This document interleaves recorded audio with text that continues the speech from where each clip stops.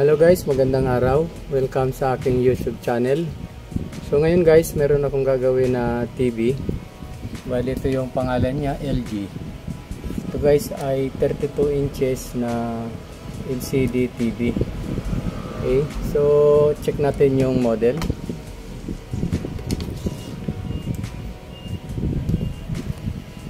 Ito guys yung model, LG 32LS 3400. Okay, so ordinary TV lang ito. So ngayon guys, ang problema nito, wala daw power. So tatry natin. Okay, so ipa-plug in natin. Okay, so meron naman siyang lumabas yung standby. Ayan, naka-standby siya. Okay, power on.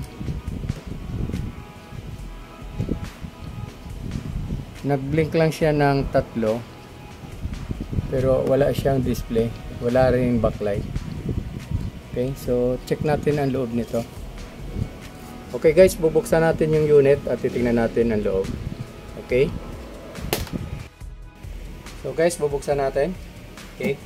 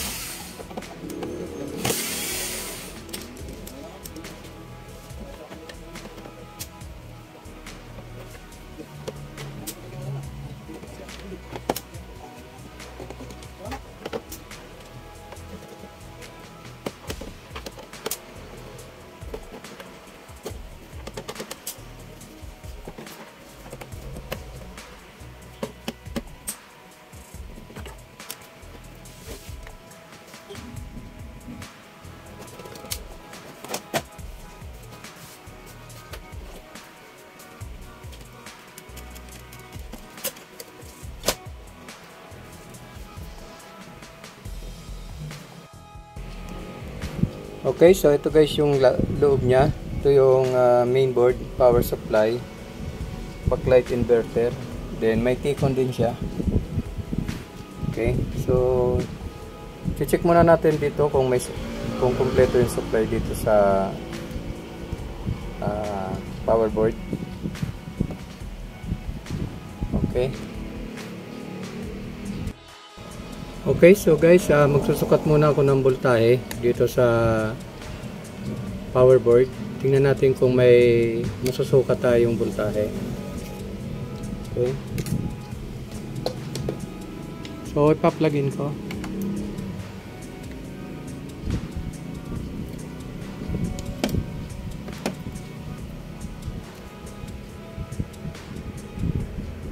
Wala siyang backlight, oh. So check natin yung supply dito sa diode.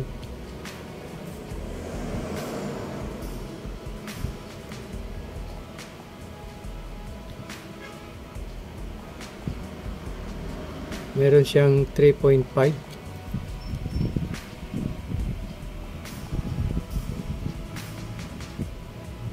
Meron siyang 3.5.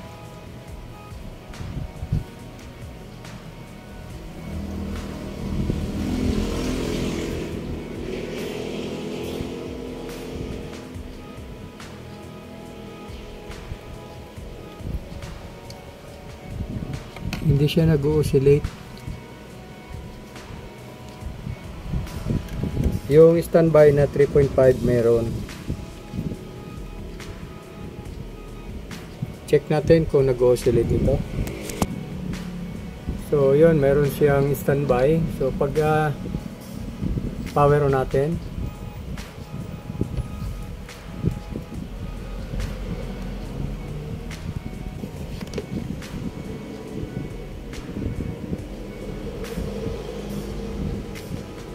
okay, Okay, so guys, nagpalit ako ng board. Ito guys yung pinalitan ko. Ito yung may sira. Yan. So, tinabitan ko ng ibang board. Ito na guys yung kinabit ko. So, check natin kung magkakaroon na siya ng power. Sige, up-plugging ko. Yan.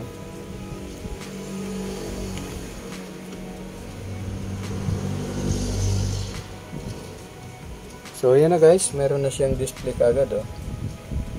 Lagyan natin ng signal. Para makita natin yung tao.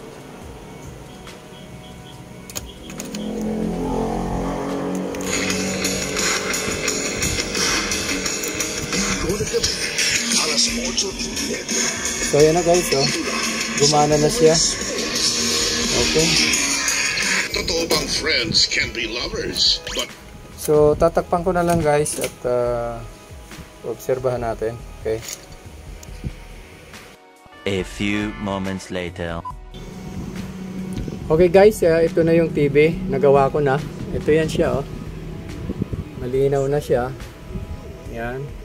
So, meron lang counting issue dito sa side, sa right side. Meron siyang vertical na guhit.